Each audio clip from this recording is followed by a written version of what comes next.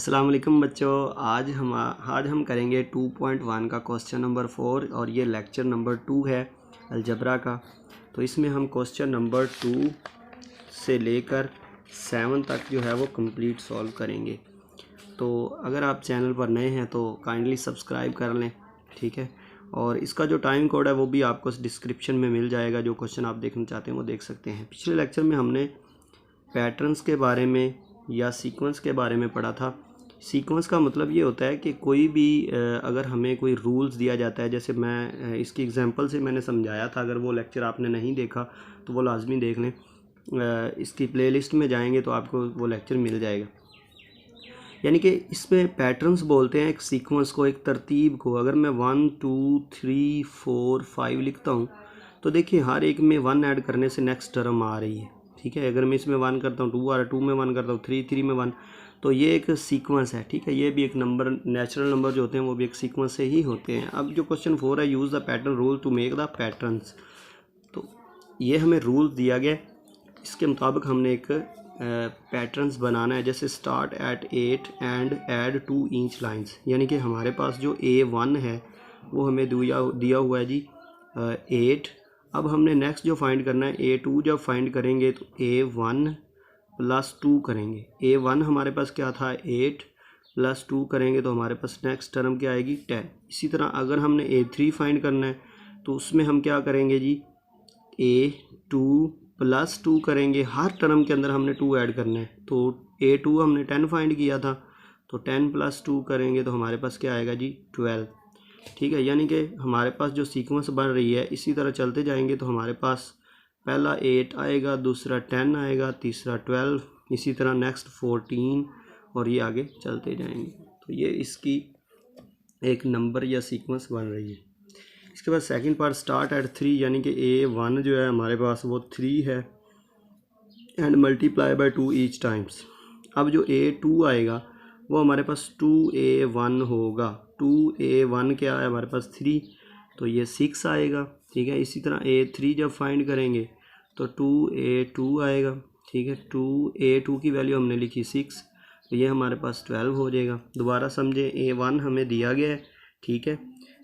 Start at 3 and multiply by 2। A1 हमें 3 दिया गया ये वाला, और मल्टीप्लाई हमने 2 से करवाते जाना है। हर टर्म जो पहली आएगी उसको 2 से मल्टीप्लाई करवाएंगे तो नेक्स्ट आएगी। तो पहली हमारे पास A3 है, इसको 2 से करवाया 6 आ गया। अब हम A3 जब फाइंड करेंगे तो A2 को 2 से मल्टीप्लाई करवाएंगे 12 आएगा। इसी तरह हम आगे चलती जाएगी। तो इसकी हमने पहले 3 4 लिख दे बस काफ़ी है। 3 बन रहा है, 6 बन रहा है, 12 बन रहा है और इसके बाद 24 आएगा। तो ये चलते जाएंगे, ठीक है। इसके बाद क्वेश्चन नंबर 5 है जी। क्वेश्चन नंबर 5 है find the missing term in the given sequence. ये हमें सीक्वेंस दी गई है 3, इसमें मिसिंग टर्म जो है वो हमने लिखनी है। तो फाइंड करने के 2 तरीके होते हैं, पहला डिफरेंस का है, दूसरा रेशो फाइंड करने का है। आप जो मर्ज़ी लगाएं। इस पर अगर मैं देखता हूँ डिफरेंस फाइंड करूँ, अगर 10 में से 7 निकालें 3 आएगा, 13 में से 10 निकालें तो 3 आ रहा है। तो इसका मतलब 3 ऐड करने से नेक्स्ट टर्म आ रही है। तो 13 में 3 ऐड करूँगा 16 आ जाएगा, 16 में करूँगा तो 19 आ जाएगा, 19 में 3 ऐड करूँगा तो 22 आ जाएगा, ठीक है। 22 में 3 करेंगे तो 25। इस तरह नेक्स्ट जो टर्म है ये देखें 6 12 18 है, तो ये हम 2 से मल्टीप्लाई कर रहे हैं। अगर मैं 6 को 6 में इसका डिफरेंस फाइंड पहले कर लेते हैं। 12 माइनस 6 करूँ तो मेरे पास आ रहा है 6। इसी तरह 18 माइनस 12 करूँ तो 6 आ रहा है। यानी कि बाय एडिंग 6 है, 6 ऐड करते जाएंगे तो हमारे पास नेक्स्ट टर्म आती जाएगी। इसकी 24 आएगी 6 ऐड करने से, फिर 30 आ जाएगी और फिर 36 आ जाएगी। अब देखिए इसका जो थर्ड पार्ट है इसमें 23 आ रहा है, 20 17 आ रहा है। अगर इसमें डिफरेंस फाइंड करें तो -3 का आएगा, यानी कि हम -3 करते जाएंगे। तो अगर मैं इस 20 में से -3 करता हूँ 17 आता है, 17 में से करता हूँ तो 14 आएगा, 14 में करेंगे तो 11 आएगा, 11 में से करेंगे तो हमारे पास क्या आएगा जी, हमारे पास आ जाएगा जी 8। क्या आएगा 8 में से 3 माइनस करेंगे तो 5 आ जाएगा। तो चलते हैं अब इसके नेक्स्ट पार्ट की तरफ। नेक्स्ट है हमारे पास 98 96 14। अब देखिए इसमें 98 है और 96, यानी कि कम वैल्यू हो रही है ना, 2 का फ़र्क आ रहा है, यानी कि 2 कम कर रहे हैं। इसमें करेंगे तो 92 आ जाएगा, ये 90, और इसमें से करेंगे तो ये हमारे पास आ जाएगा जी 80, 8 और उसके बाद 86। इसके बाद क्वेश्चन नंबर 6 है हमारे पास, find the general term of the following number of sequence. इसकी हमने जर्नल टर्म फाइंड करनी पड़ेगी। तो देखिए अगर मैं इसको A1 को अगर मैं इस तरह लिख सकता हूँ, देखें 7 इंटू 1 माइनस 1, तो हमारे पास क्या आएगा 6। इसी तरह A2 को मैं लिख सकता हूँ 7 इंटू 2 माइनस 1, 7 टू ज़ा 14 में से 1 निकालें 13 आ रहा है, ठीक हो गया। अब इसी तरह A3 अगर मैं लिखूं तो 7 इंटू 3, 7 3 ज़ा 21 और माइनस 1 करूँगा तो 20 आएगा। इसी तरह इसकी जर्नल टर्म हम अगर लिख सकते हैं AN इज़ इक्वल टू, ठीक है, AN इज़ इक्वल टू 7, ठीक है, AN इज़ इक्वल टू, इसी तरह हम जर्नलाइज करेंगे तो यहाँ पे क्या आ रहा है N आ रहा है ना, N से मुराद नेचुरल नंबर 1 2 3 और इसका -1, तो ये इसकी जर्नल टर्म होगी। इसी तरह नेक्स्ट है हमारे पास सेकंड वाला, तो इसको मैं लिख सकता हूँ, अगर इसको मैं लिखूँ, देखें A1 को मैं इस तरह लिखूँ 2 इंटू 1, ठीक है, प्लस 3 इज़ इक्वल क्या आएगा 2 1 ज़ा 2 प्लस 3 5 ही आ रहा है ना फर्स्ट टर्म।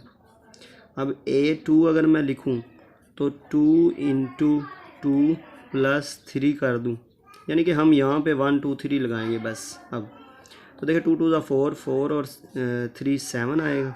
A3 अगर लिखता हूँ तो क्या आ रहा है जी हमारे पास 2 इंटू 3, यहाँ पर हमने 3 लगाना है, प्लस 3 करेंगे तो हमारे पास क्या आएगा जी 3 2 ज़ा 6 प्लस 9। इसी तरह इसको जर्नलाइज कर देंगे हम, तो हमारे पास जो AN आएगा वो आएगा 2N प्लस 3। तो ये हमारा था इसका सेकंड पार्ट। अब करते हैं इसका फोर्थ पार्ट, थर्ड पार्ट, ठीक है।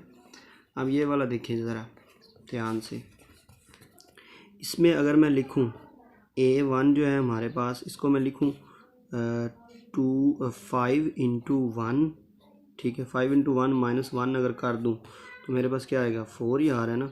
इसी तरह 5 इंटू 2 करूँ और माइनस 1 करूँ तो फिर क्या आएगा 10 और 9 ही आ रहा है, ठीक है, ये A2 आ गई। इसी तरह A3 अगर मैं लिखूँगा तो 5 इंटू 3 कर दूँगा और माइनस 1 करूँगा तो मेरे पास क्या आएगा जी 14। इसी तरह इसको जर्नलाइज अब कर देते हैं, ठीक है, AN इज़ इक्वल टू 5 ये वाला, और N 3 की जगह पे N लिख देंगे और साथ -1। तो इसी तरह इसको जर्नलाइज करके हम लिखते हैं। इसके बाद है जी हमारे पास इसका लास्ट पार्ट। तो अब देखिए यहाँ पे अगर मैं इसको लिखूँ A1 को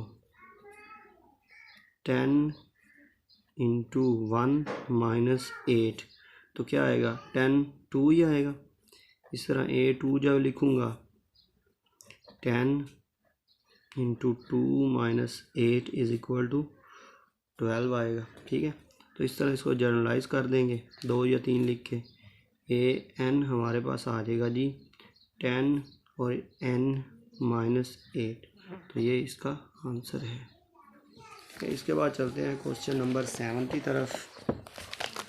क्वेश्चन नंबर 7 में देखें, find the 30th term of the from the following journal term. ये हमें जर्नल टर्म दी गई, इसमें हमने 13th टर्म फाइंड करनी है।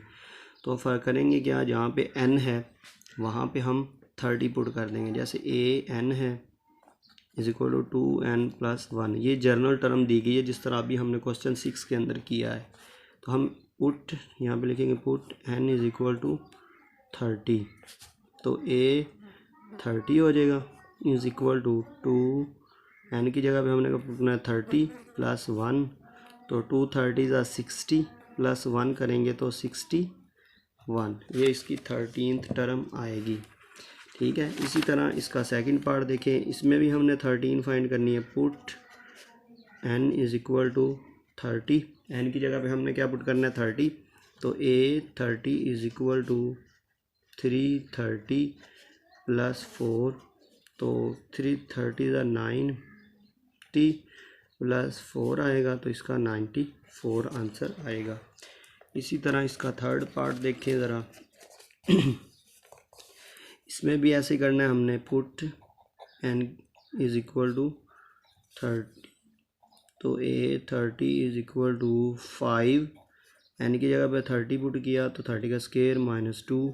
अब देखिए 30 का स्केयर से क्या मुराद है, एक्सपोनेंट क्या हमें बताता है, exponent tell us how many time base can be multiply, यानी कि 30 जो है वो 30 से मल्टीप्लाई होगा। अब इसको मल्टीप्लाई करने का आसान तरीका है, 3 3 ज़ा 9 करें और साथ 2 0 लगा दें। जब भी सेम वैल्यू, जैसे अगर 20 को 20 से करवाना है 2 2 ज़ा 4 करेंगे और 2 0 हैं 2 0 लगा देंगे, ठीक है। 40 को 40 से करवाना है फिर भी आप 16 करें और 2 0 लगा दें, इसका आसान तरीका है, ठीक है। अब देखिए a30 जो है इज़ इक्वल टू 5 इंटू यहाँ पर आएगा 900 -2। अब 9 5 ज़ा 45 होता है और 2 0 लगाएंगे, -2 करें तो इसमें से -2 करेंगे तो ये हमारे पास इसका आंसर आएगा